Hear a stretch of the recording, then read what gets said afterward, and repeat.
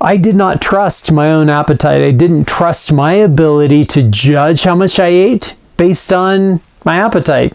So it took me longer than it would have someone else, simply because I was in the habit of weighing out my food. I was in the habit of counting calories. I didn't have that initial eat until you're full. When you're full, stop eating, and then don't eat again until you're hungry, and then eat until you're full.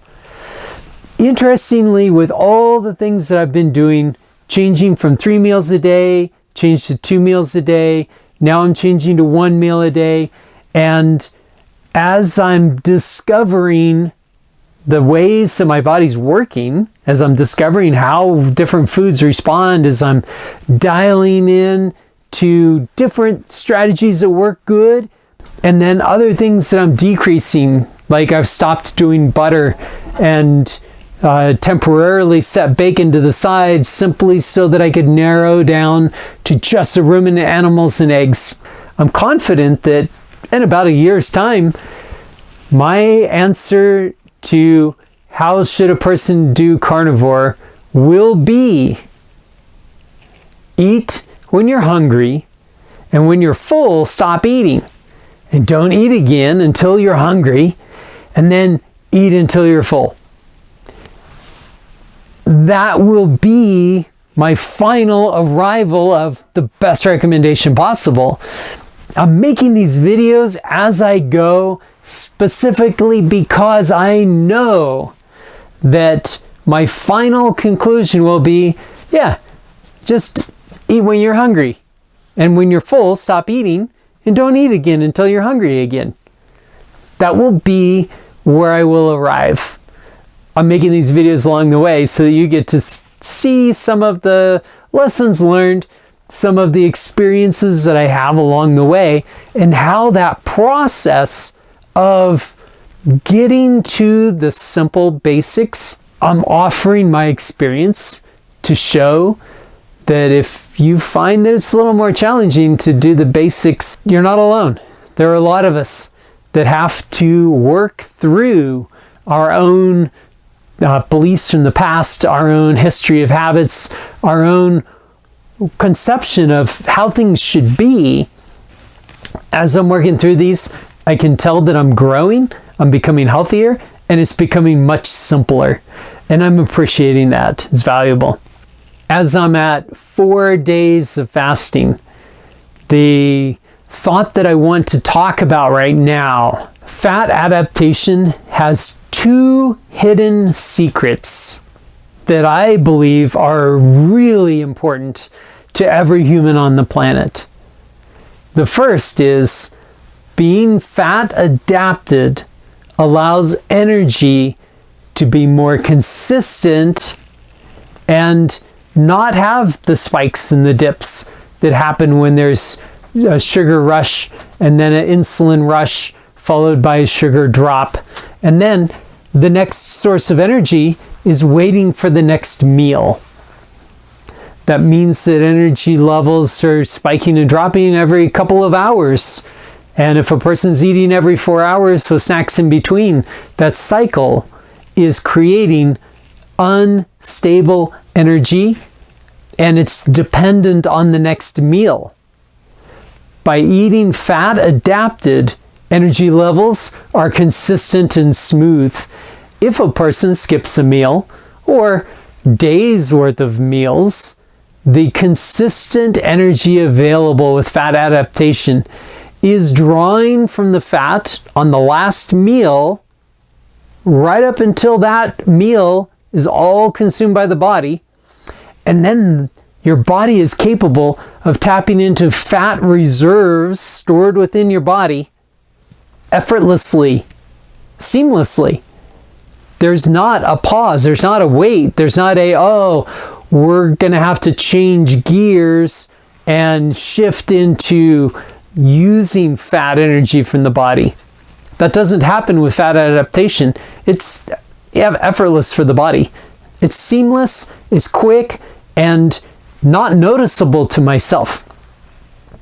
When carbohydrate adaptation is the fuel for the body, when that's the main source for energy in the body, then switching from carbohydrates to fat adaptation takes time. And a person will feel a drop of energy. A person will feel low. They may feel lightheadedness. They may feel dizziness. They may feel fatigue. Definitely feeling hunger. Definitely feeling cravings. And those things are why I feel there's so much value in being fat adapted. The other hidden secret to being fat adapted has to do with the cravings that occur when a person is sugar adapted. When a body is carbohydrate adapted, the rise and fall of sugar in the bloodstream will trigger cravings. Blood sugar's low. That's what we're running on. We need more sugar. Cravings.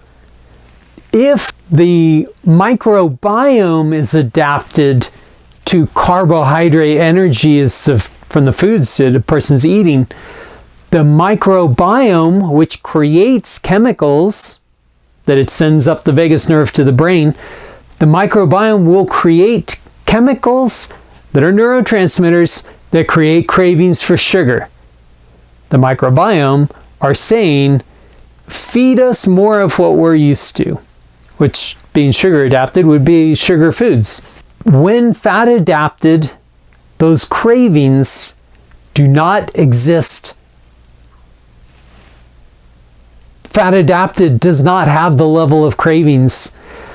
This is really significant. In a world where so many people are literally addicted to the sugar in the foods that they're eating and the cravings that happen, people who are eating every 4 hours, people who are eating snacks between those meals every 4 hours, and to realize that in a fat adapted state, one meal a day is healthy and provides energy for an entire 24 hours easily. And in a fasted state, a person has access to energy. Well, for myself, 4 days of fasting, access to the energy I need to be able to do the physical things that I have to do.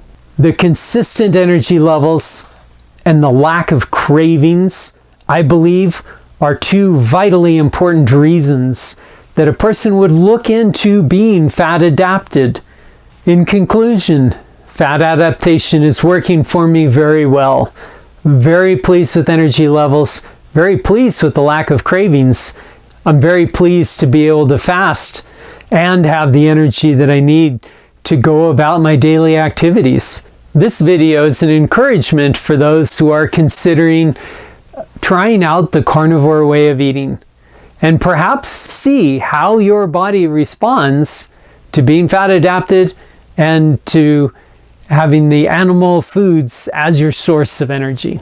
I'm loving the consistent energy levels, and the lack of cravings is great. The ability to fast, the ability to go days between meals. Those who are interested in trying out the carnivore way of eating, I offer encouragement that it's worth a try. Learn from your body as you go.